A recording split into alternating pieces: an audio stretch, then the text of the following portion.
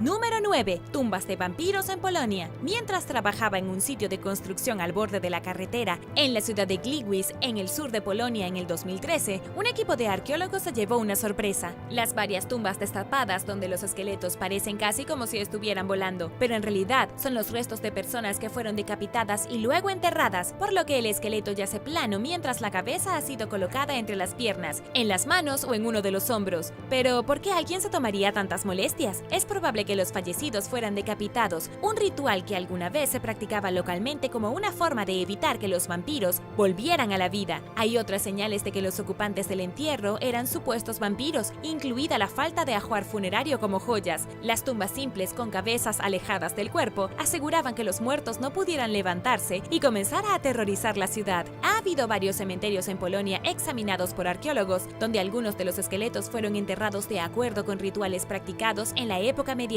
tardía para evitar que las personas regresen entre los muertos. En el pasado, la gente no entendía cómo se propagaban las enfermedades, y en el siglo XVII o siglo XVIII hubo un brote de cólera. Cuando murieron las primeras víctimas, la gente del pueblo pudo haber tenido miedo de convertirse en zombies o vampiros y regresar para propagar la enfermedad desde el inframundo. En este descubrimiento más reciente en Polonia, 17 de los 14 cuerpos enterrados fueron decapitados. Algunos expertos creen que posiblemente fue un entierro deshonroso y que quizás fueron prisioneros o rebeldes ejecutados en la horca cercana. No son seres sobrenaturales en absoluto, pero trata de explicarle a esa gente los gérmenes y cómo se propagaban las enfermedades. Posiblemente te echarían junto con ellos.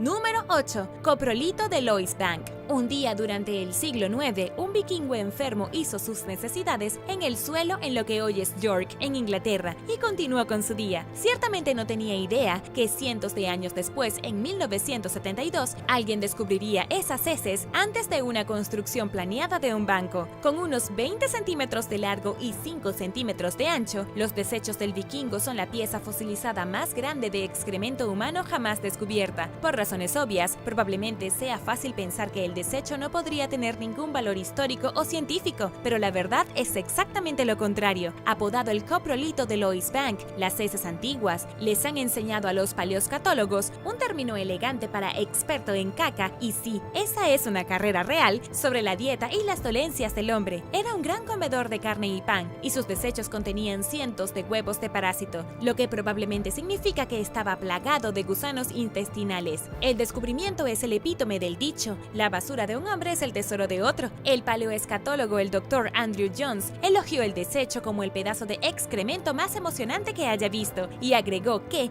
a su manera, es tan insustituible como las joyas de la corona. Y el hombre tiene razón, los coprolitos humanos son extremadamente raros y tienen mucho que decirnos sobre la vida en el mundo antiguo que no necesariamente podemos aprender de otros desechos. Lamentablemente, el desecho de caca se rompió en 3 pedazos en 2003, cuando un visitante lo dejó caer. No sé por qué a los visitantes se les permitió sostenerlo y pasarlo, pero supongo que aprendieron la lección. Desde entonces ha sido reparado y actualmente se encuentra en el Jorvik Viking Center en York, pero la gente ya no puede tocarlo, y creo que eso es lo mejor. Número 7. El tesoro de Helgo. Helgo es una pequeña isla sueca ubicada en el oeste de Estocolmo. Si bien es posible que no hayas oído hablar de ella, en el pasado este era un lugar increíble. Para ser un lugar tan pequeño, se ha revelado una enorme cantidad de artefactos, incluido un Buda. La isla tiene solo 5 kilómetros de largo y 1.44 kilómetros de ancho, pero una vez fue una importante ciudad comercial vikinga y un centro de fabricación que se remonta al año 200 después de Cristo, y tan recientemente como el siglo VI. Las excavaciones llegaron a los titulares internacionales cuando los arqueólogos encontraron un cucharón de bronce de Egipto, una cabeza de báculo de Irlanda y una pequeña estatuilla de bronce de Buda del norte de la India. La estatuilla de bronce de Buda se remonta al siglo VI y probablemente se fabricó a lo largo de lo que ahora es la frontera entre la India y Pakistán. Lo más probable es que el báculo haya sido robado de Irlanda durante una incursión vikinga. Está hecho de bronce, decorado con esmalte e incrustaciones de vidrio de colores. Todo se encontró encontraron muy juntos y ahora se le conoce colectivamente como el Tesoro de Helgo. Hubo otros numerosos hallazgos exóticos, como monedas árabes, vidrio franco y trabajos en metal de toda Europa occidental. ¿Cómo llegaron estos elementos aquí? Parece que los comerciantes suecos pudieron usar los ríos rusos para atravesar el continente y llegar hasta la India. Esta área tenía una red comercial de gran alcance realmente impresionante en un momento en que ir del punto A al punto B no era exactamente fácil y rápido. Un viaje como este llevaría meses, incluso años. Otros artefactos fueron traídos por escandinavos que atacaron la península ibérica y el norte de África. Además, muchos hombres de Escandinavia eran en realidad parte de la Guardia Varangian, una unidad de élite del ejército bizantino, por lo que viajaron y lucharon por todo el mundo conocido, trayendo de vuelta todo tipo de objetos únicos y exóticos. Si bien los historiadores sabían de estas cosas, es completamente diferente detectar estos artefactos aparentemente fuera de lugar en una pequeña isla de Suecia. Es una prueba directa de cuán extensas eran las conexiones de Helgo con el mundo exterior. Y ahora el número 6. Pero primero, si eres un suscriptor que regresa, bienvenido de nuevo. Y si eres nuevo por aquí, también asegúrate de suscribirte y hacer clic en la campanilla de notificaciones, así no te perderás los próximos videos. Número 6. Monjas desenterradas. Mientras excavaban en Littlemore Priory en Oxfordshire, en Inglaterra, en 2015, los arqueólogos descubrieron los restos óseos de 92 personas, incluidas 35 mujeres, 28 hombres y 29 cuerpos no identificables, todos que datan de la fundación del priorato en 1110 y su disolución en 1525. Entre los restos se encontraban personas que padecían lepra, 2 niños con displasia de cadera, un bebé que nació muerto y una mujer enterrada boca abajo. Lo más probable es que haya sido colocada deliberadamente de esa manera para expiar sus pecados, según el líder de la excavación, Paul Murray. La monja y otras personas que fueron desenterradas pueden haber estado entre presuntas monjas pecadoras mencionadas en los registros históricos de la propiedad, quienes, según los informes, llevaron al cardenal local a disolver el priorato. Aparentemente, aquí estaban ocurriendo todo tipo de actividades sospechosas. El entierro de la monja fuera del priorato, más que dentro de él, también apunta a que fue deshonrada. Construido en tierras de pastoreo en el pueblo de Sandford durante el reinado del rey Esteban, Littlemore cayó en mal estado cientos de años antes de que se disolviera oficialmente. En 1445, 7 monjas que vivían en el priorato se negaron a dormir en sus dormitorios designados por temor a que la estructura colapsara. Se hicieron conocidas como infractoras de las reglas, lo que llamó la atención de los funcionarios religiosos, quienes descubrieron que la priora tenía un hijo ilegítimo con un sacerdote y una monja tenía un hijo ilegítimo con un hombre casado. La anterior priora era conocida por infligir duros castigos a las monjas, especialmente a aquellas que se pronunciaron en contra de su inaceptable comportamiento. Prometió cambiar sus costumbres, pero siguió abusando de las monjas, metiéndolas en el cepo e incluso atacando físicamente a una. La priora fue finalmente despedida por robar, dejando a las monjas sin dinero para la comida y otras necesidades. Finalmente, el cardenal decidió que ya había tenido suficiente con Littlemore y recomendó su disolución.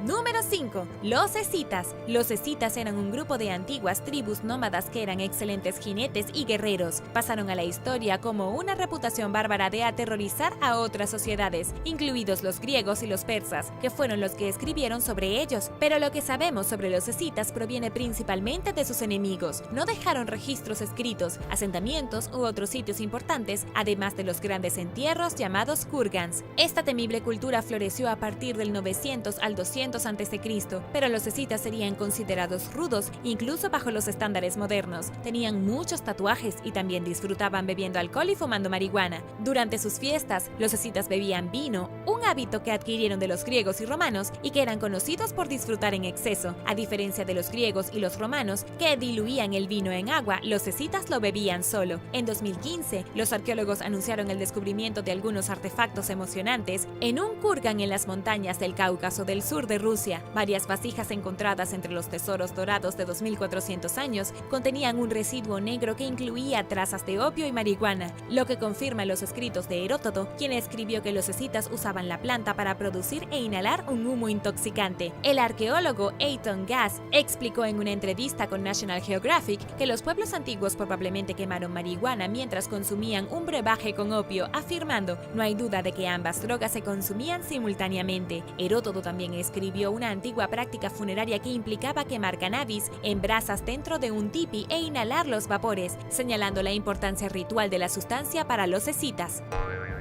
Número 4. Escudo de corteza de árbol. En 2015, los arqueólogos descubrieron el único escudo antiguo conocido hecho de corteza de árbol que se haya encontrado en Europa. El objeto, que se remonta aproximadamente a 2300 años, entre el 395 y el 250 a.C., trastocó la comprensión tradicional de los expertos sobre las armas de la Edad de Hierro. Julia Franley, curadora de las colecciones británicas y europeas de la Edad de Hierro en el Museo Británico, dijo que si bien el oro suele ocupar los titulares, este escudo de corteza es mucho más raro. Son las cosas simples y poco glamorosas las que pueden decirnos mucho. Los artefactos orgánicos rara vez sobreviven por mucho tiempo, y el escudo se conservó gracias al suelo anejado en el que estuvo durante miles de años. Hasta el descubrimiento, los investigadores no tenían ni idea de que se usaban escudos de corteza en el hemisferio norte, y asumieron que el material se consideraba demasiado endeble para su uso en la guerra, según el arqueólogo Matt Bamish, que habló con The Guardian. Utilizando los materiales adecuados, los expertos rehicieron el escudo, que se asemeja a la forma y el diseño de los escudos metálicos que se usaron durante ese tiempo. Para su sorpresa, se enteraron de que el escudo de corteza era más duradero de lo que pensaban. También era ligero, lo que le daba al guerrero una ventaja adicional en batalla. El hallazgo ahora tiene a los arqueólogos pensando que los escudos de corteza pueden haber sido bastante comunes. Dada su practicidad, ¿por qué no?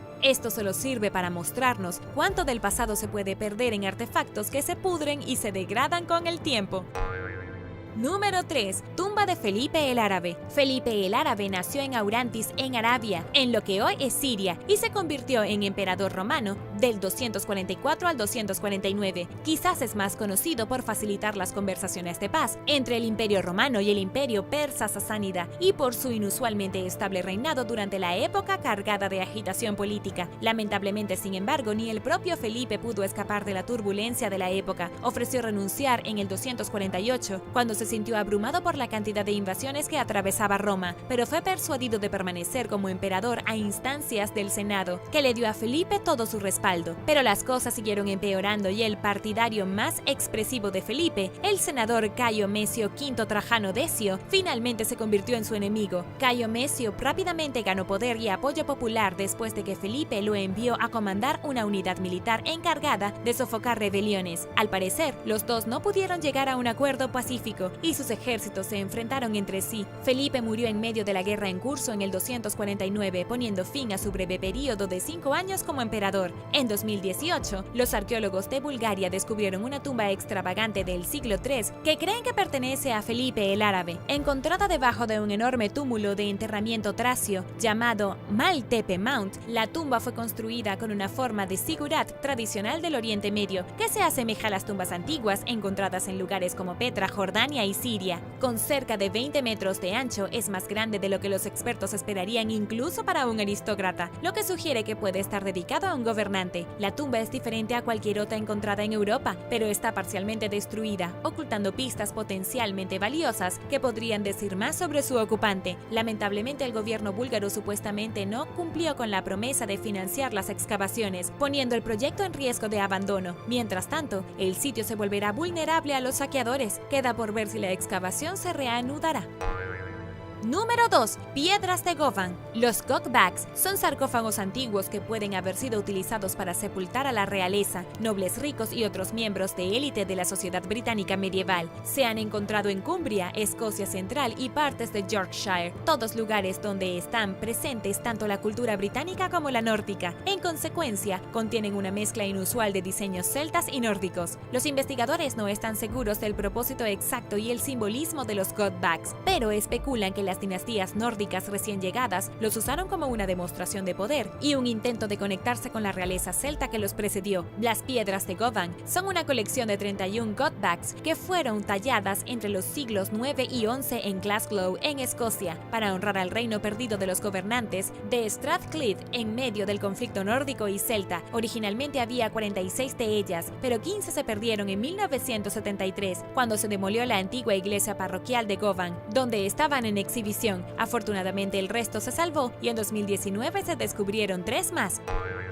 Número 1. Casas campesinas. El término campesino se ha asociado durante mucho tiempo con la pobreza. Por lo tanto, naturalmente, los arqueólogos asumieron durante mucho tiempo que solo las casas medievales de clase alta en Inglaterra han sobrevivido hasta los tiempos modernos, porque las casas de clase baja no podrían sobrevivir a los efectos del tiempo y el medio ambiente. Un estudio de 2013 demostró completamente que todos estaban equivocados cuando los investigadores examinaron 83 de las aproximadamente 3.000 casas campesinas que se encuentran en todo el oeste de Inglaterra y Gales. Inicialmente creyeron que las viviendas no se remontarían más allá del siglo XVII, pero descubrieron a través de la datación de anillos de árboles y análisis de radiocarbono que casi todas las casas se construyeron entre los años 1260 y 1550, lo que las hace al menos un siglo más antiguas de lo que pensaban anteriormente. Los hallazgos desafían la opinión tradicionalmente sostenida de que las viviendas de los campesinos se construían a bajo costo y no podían sobrevivir más allá de cierta edad y en los tiempos modernos. Pero como supieron los investigadores que estas casas pertenecían a residentes promedio. En palabras de los investigadores, cuando una aldea tiene 10 o incluso 20 casas de este tipo, es una deducción segura de que eran hogares de gente común, incluida toda la jerarquía de una sociedad rural, desde campesinos importantes y medianos hasta unos pocos pequeños propietarios. En otras palabras, es posible que las casas no pertenecieran a los más pobres entre los pobres, pero tampoco eran viviendas de la clase adinerada. Aunque modestas, con áreas de piso pequeñas y sin mucha ornamentación, las casas fueron construidas con solidez. Las casas se construyeron utilizando métodos eficientes y en su mayoría madera inmadura, lo que era mucho más práctico que construir una casa con árboles maduros. Parece que muchos constructores de casas tuvieron que comprar la madera en lugar de cortarla ellos mismos, y los árboles más pequeños demostraron ser más rentables,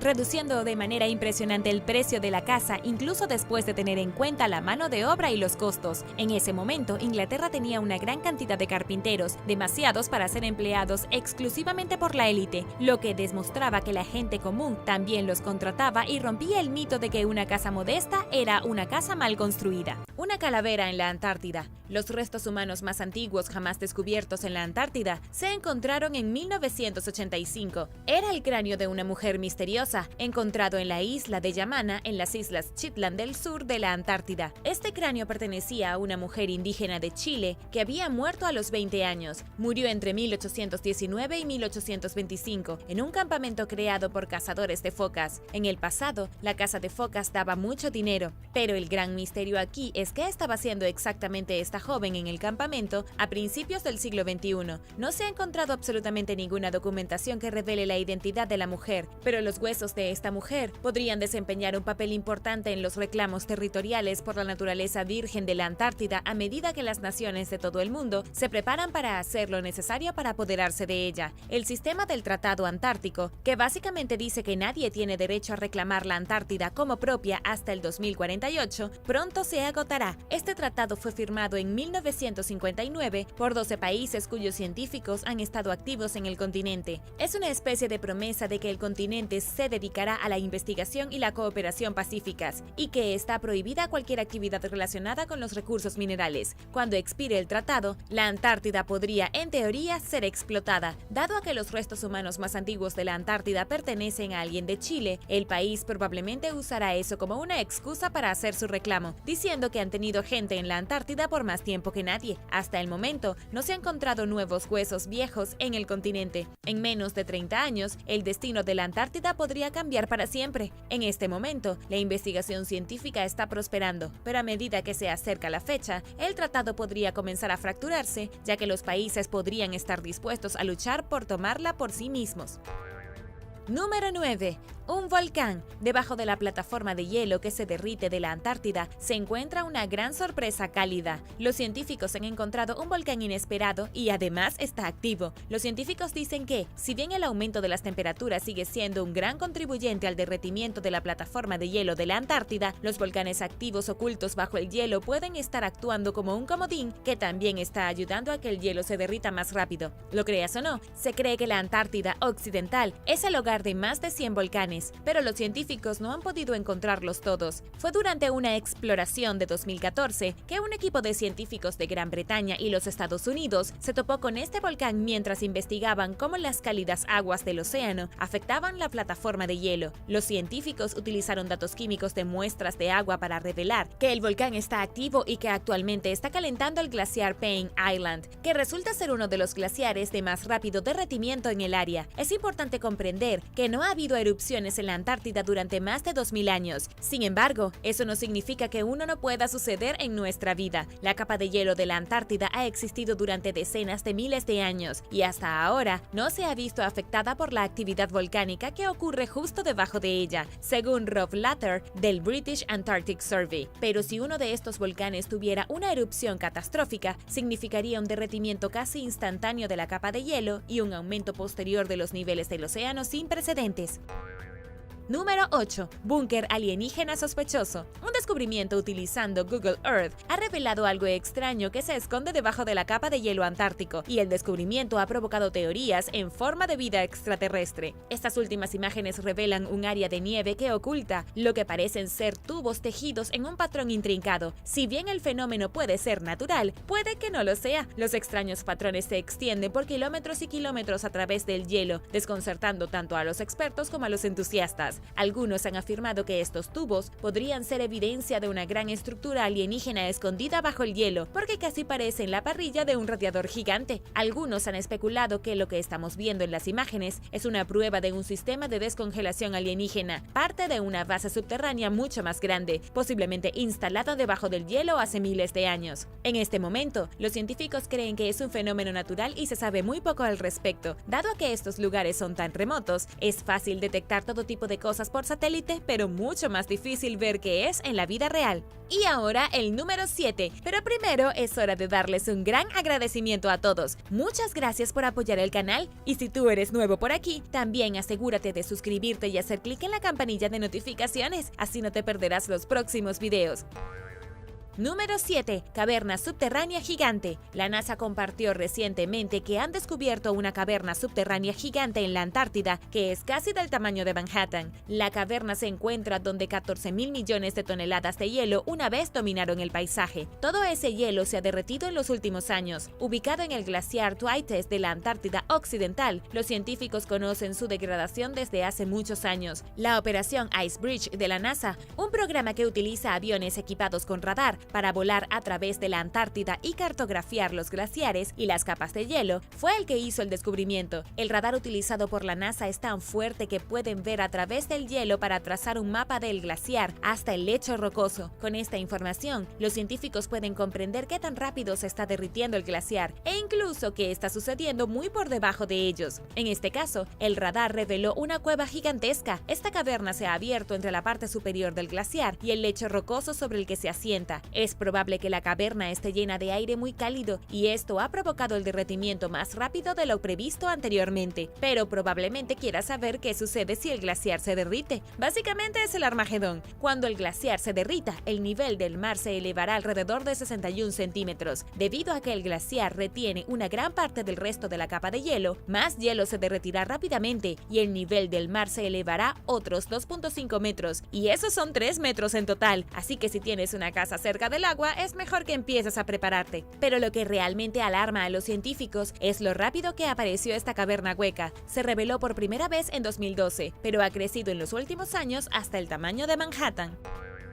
Número 6. Huevo del tamaño de una pelota de fútbol. El fósil del segundo huevo más grande jamás descubierto en la Tierra se encontró en la Antártida. Este huevo fue puesto por un enorme monstruo marino y habría sido del tamaño de una pelota de fútbol. Y si bien eso puede no parecer impresionante, en realidad lo es. Este es el huevo de cáscara blanda más grande jamás encontrado y probablemente perteneció a un mosasaurio hace 68 millones de años. Hasta la fecha, este es el único huevo de mosasaurio potencial encontrado por científicos. Según la la investigadora principal Julia Clark, que trabaja con la Universidad de Texas en Austin, no hay otro huevo como este en ningún lugar del planeta. No es excepcional solo por su tamaño, sino también por su estructura. En cuanto a cómo se encontró el huevo, fue descubierto por investigadores chilenos en un arroyo en 2011, a solo un par de cientos de metros de distancia de los restos de un enorme mosasaurio en la isla de Seymour en la Antártida. Sin embargo, a pesar de que el huevo se encontró tan cerca del dinosaurio, los expertos no han podido certificar al 100% que el huevo sea de hecho un huevo de mosasaurio, y lo llamaron el huevo fosilizado The Thing, en honor a la película de terror de la década de 1980. El único otro huevo más grande que este provino de un ave elefante de Madagascar extinta. Con un nombre como pájaro elefante, sabes que esta cosa es enorme. Hasta ahora, The Thing ha sido el único huevo descubierto en la Antártida, pero seguramente eso cambiará a medida que se derrita más hielo y los paleontólogos sean capaces de excavar más fósiles del suelo.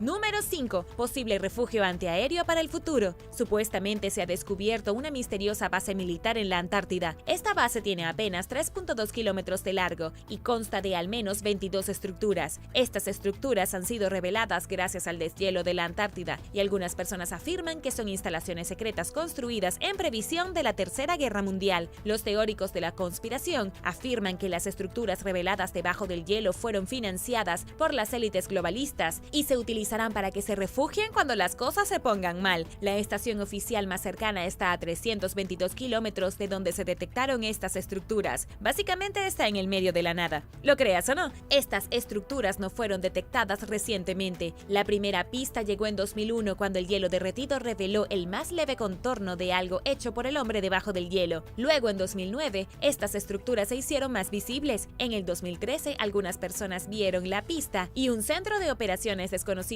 Parece haber una especie de aeropuerto y un gran edificio mayormente cubierto de nieve. Nadie sabe quién construyó la instalación o cuál es su propósito, o si se trata de un bastión nazi olvidado o de un búnker de emergencia para la próxima Gran Guerra. Pero una cosa de la que podemos estar de acuerdo es que definitivamente no es una estructura natural. Alguien la construyó, la escondió y ahora el hielo la está revelando.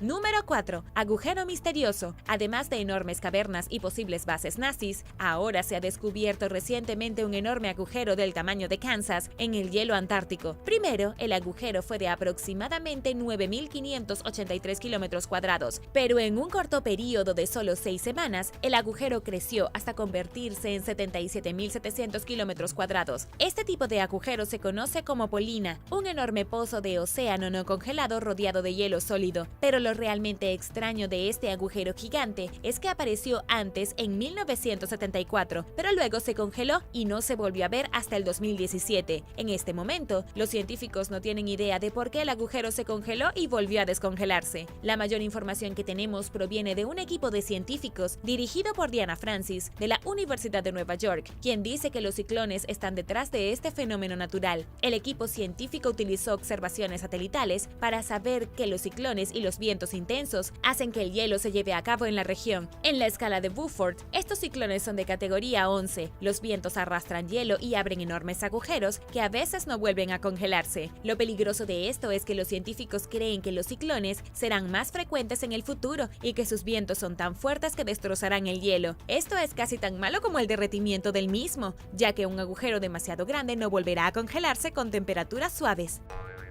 Número 3. Artefactos antiguos. Los científicos en Argentina descubrieron estructuras de piedra gigantes y otros artefactos antiguos que se estima que tienen al menos 4.000 años, mientras investigaban una región remota de la Antártida. Este descubrimiento reveló la primera evidencia física de una civilización antigua viviendo en el continente. En el momento en que se hizo el descubrimiento, fue aclamado como el hallazgo arqueológico más importante del siglo. ¿Pero qué pasó? ¿Por qué apenas hemos oído hablar de esto? El equipo fue dirigido por el geólogo Scott Amundsen de la Universidad Estatal de Wyoming. La estructura de piedra descubierta por Scott y su equipo era aproximadamente del tamaño de un antiguo anfiteatro romano. Los investigadores también han descubierto los restos de una estructura de columnas que podría haber tenido casi 30 metros de altura. Gracias al clima seco de la Antártida, muchos de los artefactos se conservaron casi a la perfección. Algunos de estos artefactos incluían bolas hechas con piel de foca, palos que se usaban como algún tipo de herramienta y monedas que representaban pingüinos pingüinos y reptiles no identificados. Pero desafortunadamente para todos, esta historia apareció en Science Magazine el 1 de abril de 1998, que en realidad es el Día de los Inocentes. Así que todo fue una historia científica del Día de los Inocentes. ¿Pero por qué? Esto parece algo que podría haber sucedido y es 100% creíble. Los científicos saben que la Antártida fue alguna vez un bosque templado, y considerando que los pueblos antiguos vinieron tan al sur como Argentina, no sería una gran sorpresa si finalmente encontráramos huesos humanos antiguos enterrados bajo el hielo.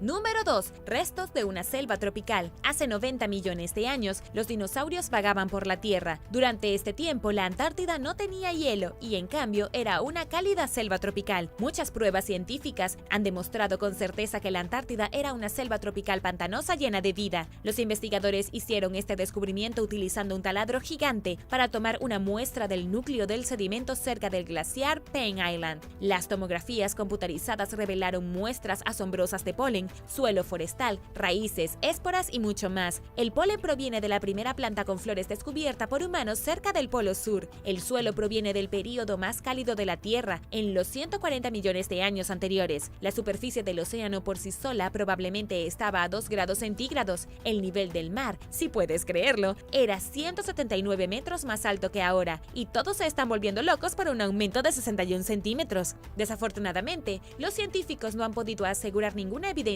concreta sobre cómo eran las condiciones exactas en el Polo Sur durante ese tiempo, pero sí saben que incluso durante meses prolongados de oscuridad, la selva pantanosa todavía pudo prosperar en el Polo Sur, algo que nadie podría haber imaginado.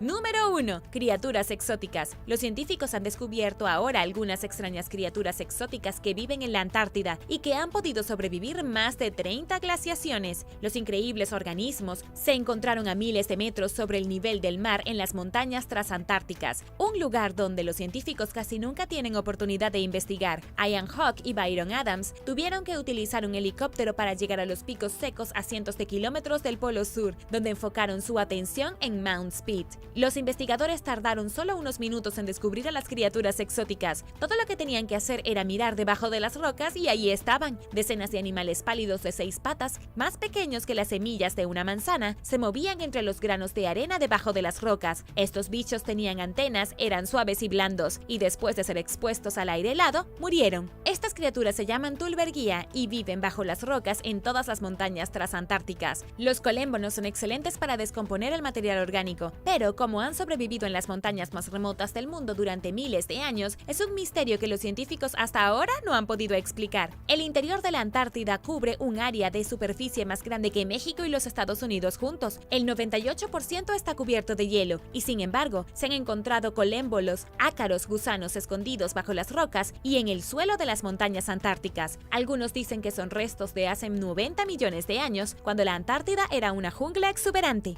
Bombillas egipcias. Algunos dicen que la luz de Dendera es una evidencia certificable de que los antiguos egipcios tenían bombillas eléctricas miles de años antes que el resto de la humanidad. La luz de Dendera se puede encontrar representada en 3 relieves de piedra en el templo de la diosa egipcia Hathor en el sitio de Dendera. A primera vista, parece una gran bombilla con un enchufe en un extremo, una especie de cable que viaja por debajo de una fuente de energía y un filamento con forma de serpiente en su interior. En la mayoría de las representaciones, hay un sacerdote sosteniendo la luz y varias figuras regocijándose debajo de ella. También se ve un babuino parado frente a la bombilla sosteniendo 2 cuchillos. ¿Qué está pasando? No está claro qué significa exactamente este simbolismo, pero eso no ha impedido que la gente elogie a los egipcios como los verdaderos inventores de la bombilla. ¿Tenían lámparas eléctricas? Un ingeniero eléctrico noruego pensó que sí, y él y su equipo publicaron un libro al respecto, pero la mayoría de los egiptólogos entienden el contexto de una manera diferente. Las imágenes no están solas, están rodeadas de otros dibujos e inscripciones que cuentan una historia. Según las inscripciones cerca de la supuesta bombilla, parece claro que se muestra al dios Horus saliendo de la flor de loto como una serpiente, con su cuerpo siendo transportado por algo conocido como barcaza diurna. En este caso, la barcaza diurna es lo que la gente ve como la bombilla. El filamento interior es simplemente Horus, representado como una serpiente, y lo que parece ser un enchufe y un cable es solo la flor de loto y su tallo.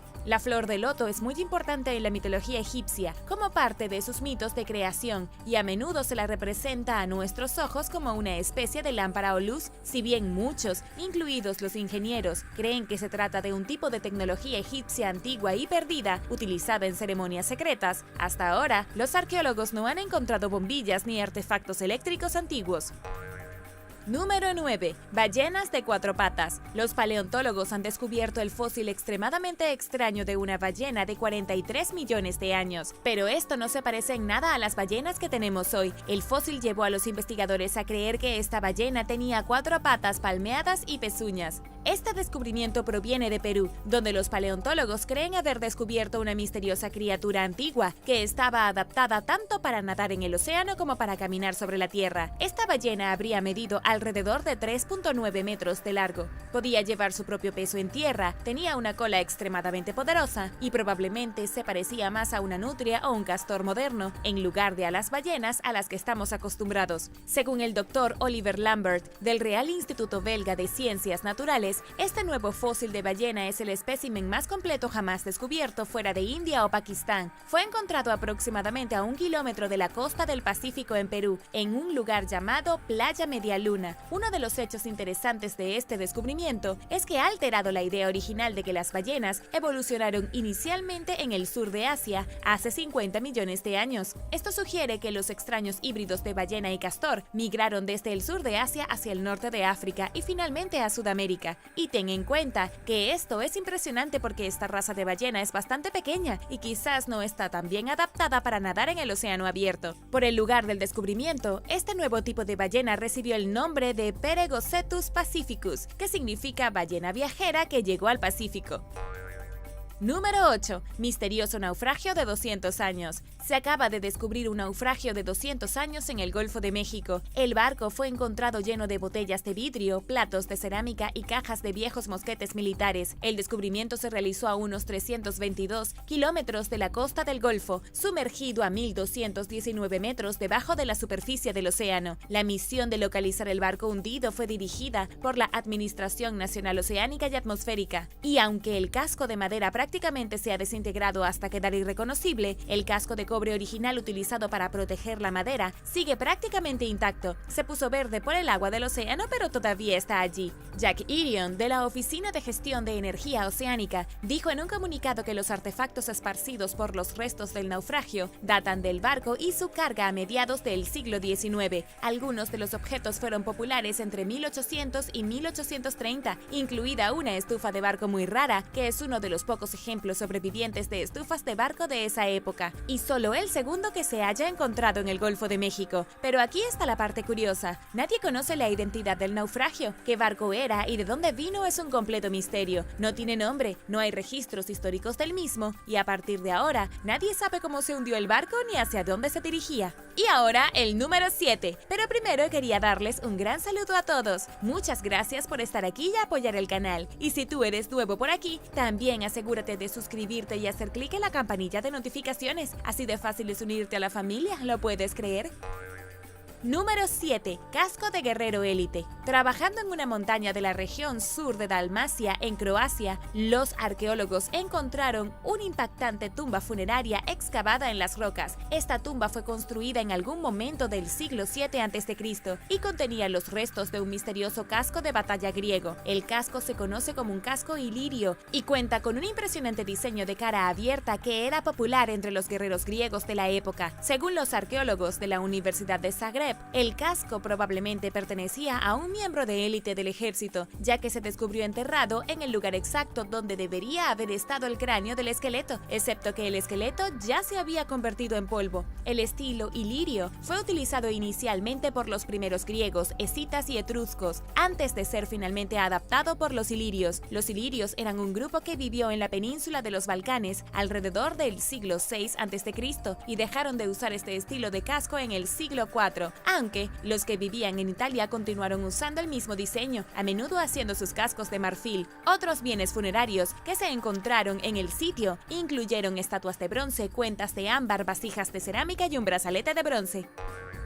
Número 6. Receta de embalsamamiento facial. Un papiro traducido recientemente que se remonta al antiguo Egipto ha proporcionado a los investigadores un conocimiento previamente desconocido del proceso de embalsamamiento egipcio, y era bastante complicado. El texto médico antiguo detalla completamente el procedimiento utilizado por los embalsamadores egipcios al envolver a una persona muerta en preparación para el entierro. Específicamente, el papiro detalla qué hacer con la cara de una persona para convertirla en una momia. La razón por la que esta es una noticia tan importante en los círculos arqueológicos y con los egiptólogos es porque, a pesar de toda la información que tenemos sobre las momias egipcias, incluidas las razones por las que pasaron por un proceso tan arduo con los muertos, por ejemplo, los egipcios veían que el cuerpo físico era parte del alma humana y su preservación era esencial para tener una vida futura adecuada, no sabíamos casi nada sobre cómo se realizó el proceso de momificación, pero ahora lo podemos saber. El manuscrito ha revelado todos los secretos del antiguo Egipto. Fue escrito hace 3500 años, en el 1450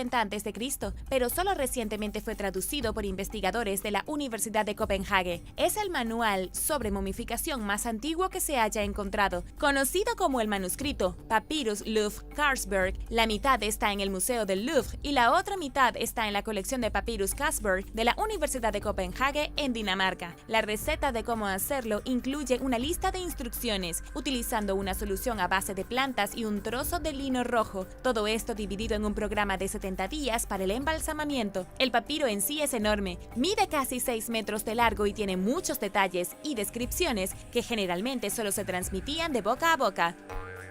Número 5. Misterio de 480 millones de años. Con la ayuda de algunos nuevos descubrimientos arqueológicos, es posible que se haya resuelto un misterio que involucra a una criatura que vivió hace 480 millones de años. Los paleontólogos acaban de descubrir fósiles detallados en Marruecos de criaturas conocidas solo como etilóforos, que son formas de vida extremadamente extrañas que no se parecen a ningún otro animal del planeta. Eran planos y cubiertos con una armadura, con un brazo largo sobresaliendo de sus costados. El gran misterio es que durante 150 años, los científicos no tenían idea de dónde encajaban estos extraños animales en el resto de la evolución. No fue sino hasta que los investigadores que trabajaban en el Centro Nacional de Investigación Científica, durante una excavación en el borde del desierto del Sahara, encontraron los nuevos fósiles que finalmente lo descubrieron. Encontraron alrededor de 450 especímenes, algunos de los cuales tenían tejidos blandos aún intactos. Finalmente pudieron mirar dentro de sus entrañas. Esto es emocionante porque a pesar de que se han encontrado fósiles de estilóforos en todo el mundo desde la década de 1850, hasta ahora no se ha encontrado ninguno con tejido blando fosilizado. Este nuevo descubrimiento ha permitido a los científicos profundizar en la anatomía interna del animal. Ahora han descubierto que fueron los primeros antepasados de los equinodermos, como los erizos de mar, los pepinos de mar, las estrellas de mar, lo que finalmente puso fin a un debate de 150 años sobre su posición en el árbol genealógico de la vida.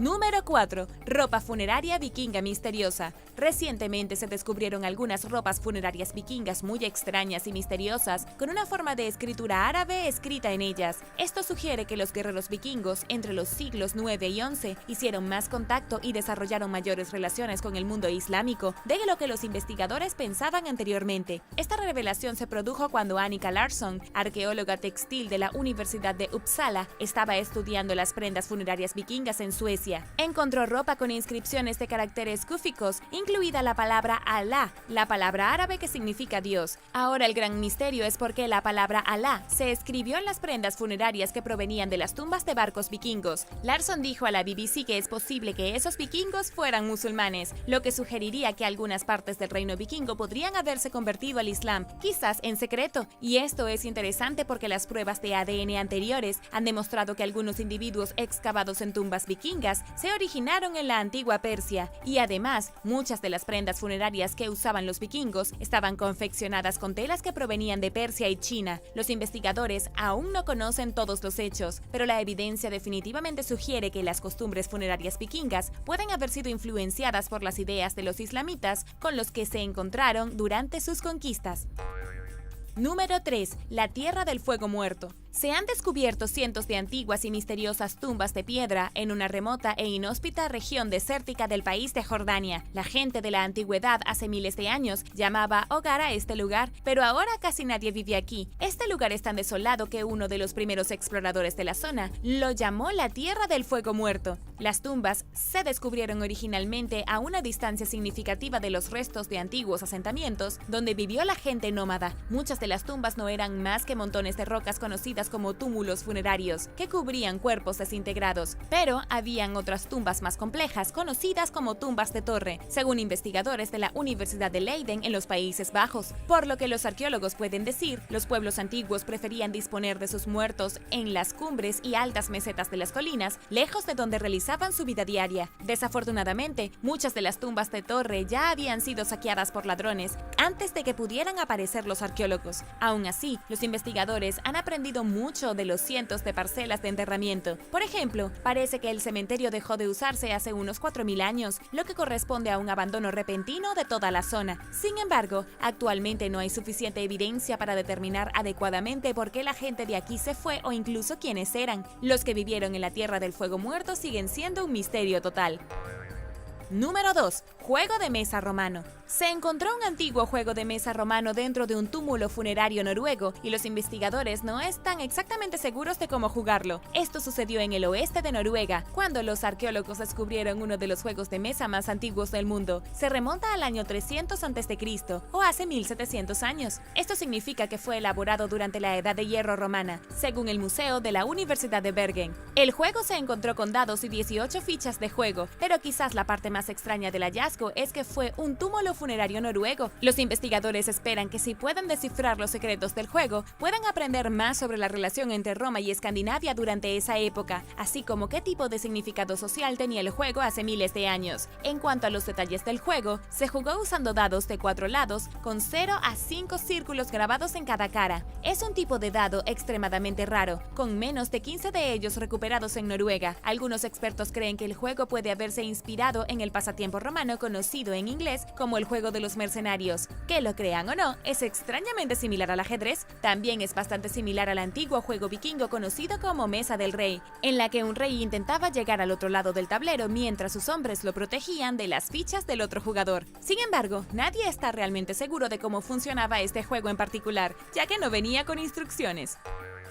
Número 1. La mujer decapitada. El cráneo de una mujer que murió hace 5600 años durante la Edad de Piedra emprendió un viaje inesperado lejos de su cuerpo. Los arqueólogos encontraron recientemente el cráneo enterrado en un pozo profundo en la cueva Marcel Lubens en Italia. Fue en un lugar tan precario que uno de los investigadores tuvo que usar un equipo de escalada en roca para meterse en el pasaje estrecho para recuperarlo. Los investigadores no tenían idea de cómo terminó su cabeza en el fondo del sistema de cuevas, especialmente porque había otros restos humanos en el interior, pero los arqueólogos plantearon una hipótesis bastante inquietante. Según el informe de Life Science, los investigadores creen que cuando la mujer murió, fue desmembrada por personas de su comunidad, y si bien esto suena bárbaro, porque lo es, también fue una práctica funeraria bastante estándar en la Edad de Piedra. Después de que su cuerpo fue separado por sus amigos cavernícolas, su cráneo terminó rodando lejos de su cuerpo y fue barrido por fuerzas ambientales. Finalmente fue arrastrado a la cueva, probablemente durante una fuerte lluvia. Luego cayó al fondo y permaneció sin ser molestado hasta 2017, cuando fue rescatado por arqueólogos curiosos. La deidad de 7 cabezas. Una de las grandes coincidencias del mundo antiguo es una deidad de 7 cabezas, lo que podríamos llamar una hidra o un dragón de muchas cabezas, aparentemente adorado por varias civilizaciones. Desde los antiguos griegos hasta los aztecas, este ser desconocido de 7 cabezas jugó un papel clave en el culto religioso. Memorá menciona una hidra de 7 cabezas en la Biblia, e incluso se encontró en Rusia una extraña representación de una criatura de 7 cabezas, tallada como un antiguo petroglifo 5000 años antes que hoy. Pero, ¿qué es esta cosa y por qué tantas culturas estaban fascinadas con ella? La verdad es que no lo sabemos. En la tradición azteca, es una diosa de la fertilidad llamada Chicomecoatl, y se la describe como una mujer con 7 cabezas de serpiente. En México, los arqueólogos han encontrado representaciones de la diosa sosteniendo el sol como escudo. Este escudo parece idéntico a un objeto que también aparece en un petroglifo ruso de otra criatura de 7 cabezas. Son exactamente iguales. Sin embargo, fueron dibujados con miles de años de diferencia y en extremos opuestos de la Tierra. También tenemos a la diosa Manas de la mitología hindú. Ella es una diosa reina de las serpientes, también representada con 7 cabezas de serpiente que brotan de un orbe brillante detrás de su cabeza. Luego esta deidad de 7 cabezas llamada Mushman, adorada por los asirios y los sumerios. Ella también tiene 7 cabezas de serpiente. Y no olvidemos a la legendaria Hidra de la mitología griega. Los griegos lo llevaron aún más lejos cuando introdujeron también a Medusa. Al final, las deidades con 7 cabezas, generalmente cabezas de serpiente, se pueden encontrar en todo el mundo. Diferentes culturas, diferentes lugares y diferentes épocas. Todos tienen una deidad mítica o divina similar. Número 9. El enigma entre Egipto y los incas. Una de las mayores coincidencias históricas tiene que ver con el imperio inca y los antiguos egipcios. Aunque hay miles de kilómetros entre las dos civilizaciones, comparten un montón de similitudes. Ambas culturas construyeron pirámides alineadas con los puntos cardinales del universo. Ambas vistieron a sus seres queridos fallecidos con brillantes piezas de joyería y ambas usaron animales para simbolizar todo tipo de cosas en sus sociedades, desde el poder hasta la muerte. Y no olvidemos las momias. Tanto los egipcios como los incas practicaban la momificación como una asombrosa obsesión. Es posible que hayan momificado a sus muertos de manera diferente, pero el hecho mismo de que ambas culturas se les ocurriera la idea de preservar los cadáveres para que sus almas pudieran viajar con seguridad al más allá es una coincidencia salvaje. Es cierto que los incas practicaban el sacrificio y los egipcios no estaban tan interesados en eso, pero hay muchas similitudes entre estos pueblos antiguos, incluida su deidad principal. En Egipto el dios principal se llamaba Ra, simbolizaba el sol. En Perú, los incas adoraban una deidad llamada Inti, que también resultó ser una personificación del sol. De hecho, adorar a dioses que eran representaciones del sol es un factor clave de muchas religiones antiguas. Algunas personas incluso dicen que Jesucristo es también una representación del sol y que su muerte y resurrección es una forma inteligente de describir el solsticio de invierno. Por supuesto, puedes llevar las similitudes y coincidencias bastante lejos si quieres, así que tú decides qué piensas de esto. Déjame saberlo abajo en los comentarios. Número 8. Rómulo y Moisés. La historia de Rómulo y Remo, los supuestos fundadores de Roma, comparte algunas similitudes extrañas con las historias de Moisés, como con la historia de Osiris, el dios egipcio. El tema general que rodea a estos 4 pueblos antiguos es que comenzaron sus vidas enviados, flotando río abajo cuando eran bebés. Todos fueron representados con la esperanza de escapar de una persecución u otra, generalmente a manos de un hombre amenazante. Para ser sincero, todas estas historias son casi exactamente iguales, desde los cimientos de la antigua Roma hasta la religión del antiguo Egipto y la Biblia. En el caso de Rómulo y Remo, los hermanos gemelos fueron enviados por el río Tíber en una canasta por su madre, la princesa Rea, que quería mantenerlos a salvo del malvado rey Amulio. Finalmente fueron descubiertos por una loba que luego los crió como si fueran suyos. En el caso de Osiris, su hermano Set lo engaña para que entre en un barco flotante, quien luego lo encierra dentro y lo envía flotando por el río Nilo. Finalmente la reina de Egipto lo encuentra y lo salva. Luego está Moisés, quien también fue enviado por el río Nilo en una canasta por su madre para protegerlo del faraón, que estaba tratando de matar a todos los bebés varones. Esta vez fue la hija del faraón quien descubrió a Moisés y lo crió como si fuera suyo. Nadie sabe por qué estas historias son tan similares, aunque es probable que cada una se haya inspirado en la otra durante miles de años. Número 7. La Dama del Elche.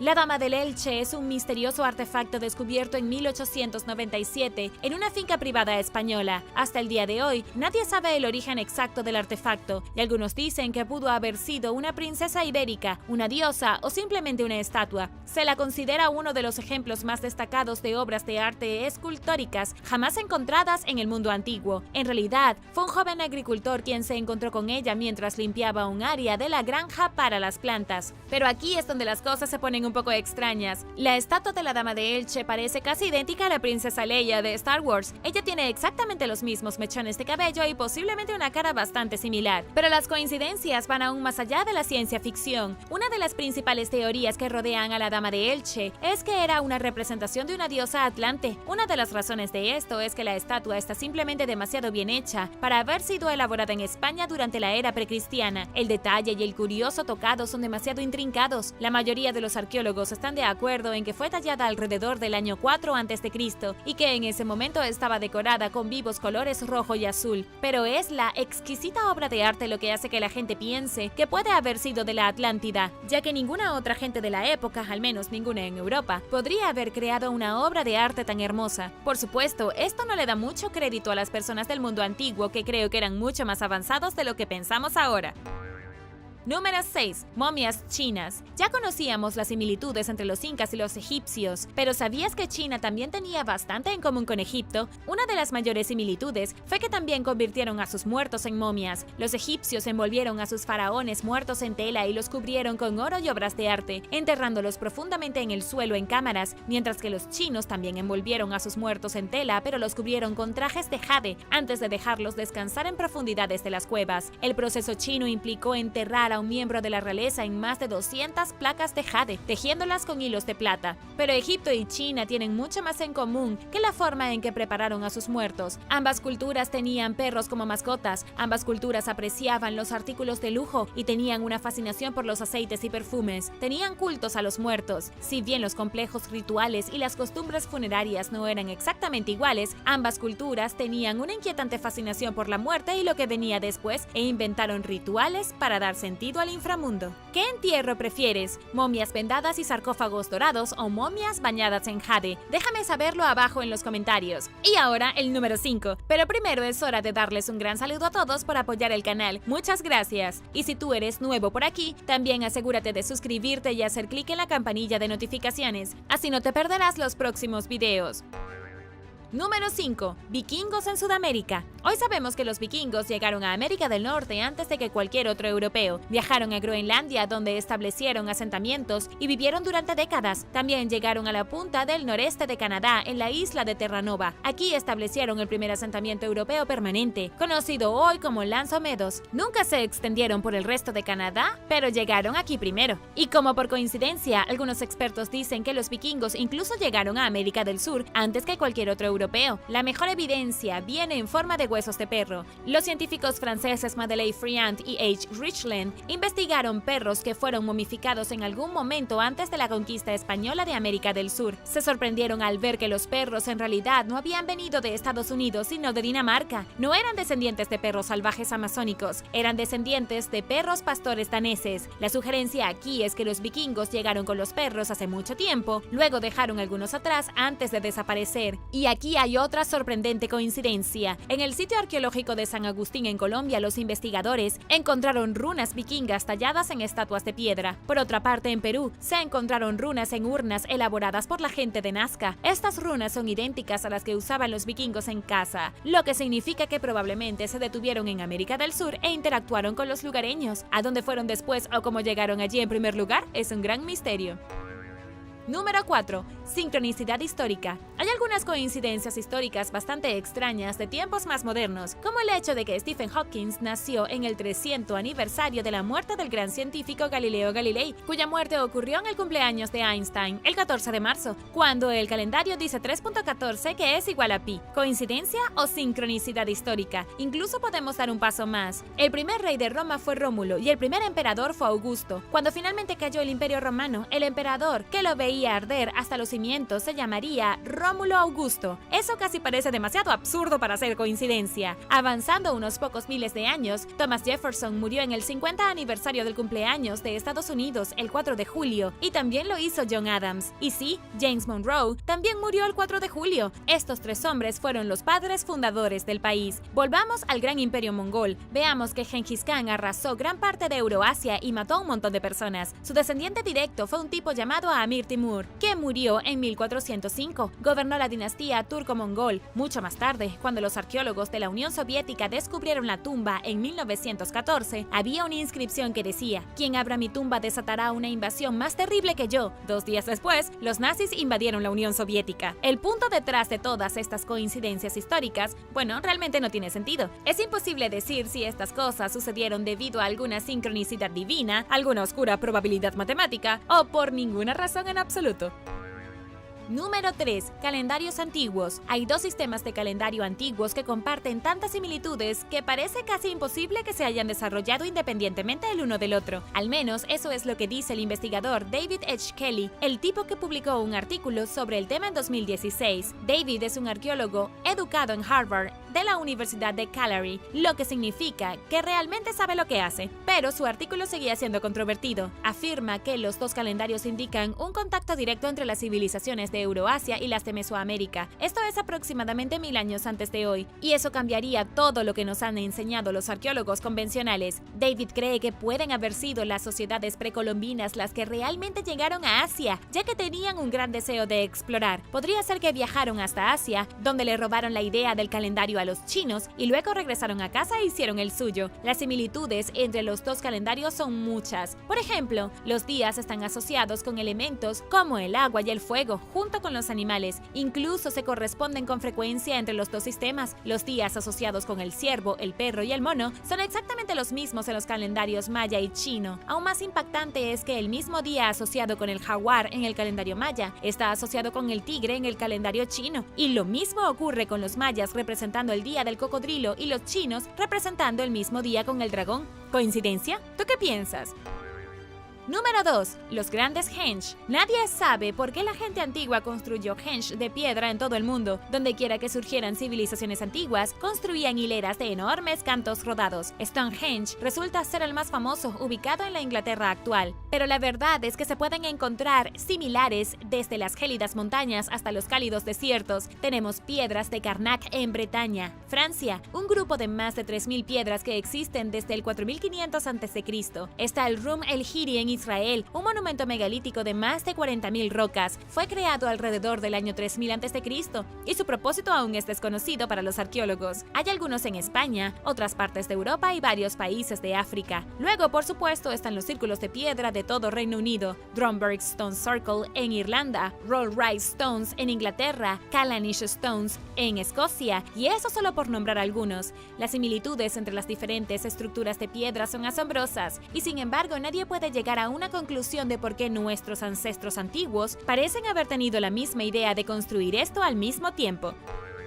Número 1. Narices faltantes. Cualquiera que haya ido a Egipto probablemente se habrá preguntado cuál es el problema con todas las estatuas sin nariz. ¿Es solo una coincidencia que tantos grandes monumentos perdieran la nariz? Lo es y a la vez no. Si echas un buen vistazo a la Esfinge, notarás que también tiene la nariz rota. Las estatuas del Museo de Brooklyn le faltan las narices. En casi todos los templos egipcios que aún se mantienen en pie hay estatuas sin nariz. Pero ¿cuál es el problema? Los antiguos egipcios tenían la firme creencia de que cuando construían una escultura para personificar a alguien, el alma de ese alguien podía ocupar la escultura. Cuando había problemas en la sociedad egipcia, generalmente relacionados con un gobernante específico, este gobernante a veces rompía las narices de las estatuas de su rival o la de los antepasados de su rival, como una forma de demostrar su fuerza. La destrucción de la nariz casi siempre tuvo motivaciones políticas o religiosas. La nariz en particular se rompió porque los egipcios creían que haría que el espíritu que reside en la estatua dejara de respirar. Posteriormente, los atacantes hicieron lo mismo con las estatuas de las tumbas y templos que estaban saqueando. Creían que al romper la nariz y detener la respiración de la estatua, no tendría el poder de golpearlos por robar sus cosas. Gracias por ver el video. ¿Cuál crees que es la coincidencia histórica más loca? Déjame saberlo abajo en los comentarios. Y no olvides darle me gusta al video. Asegúrate de suscribirte antes de irte y nos vemos la próxima vez.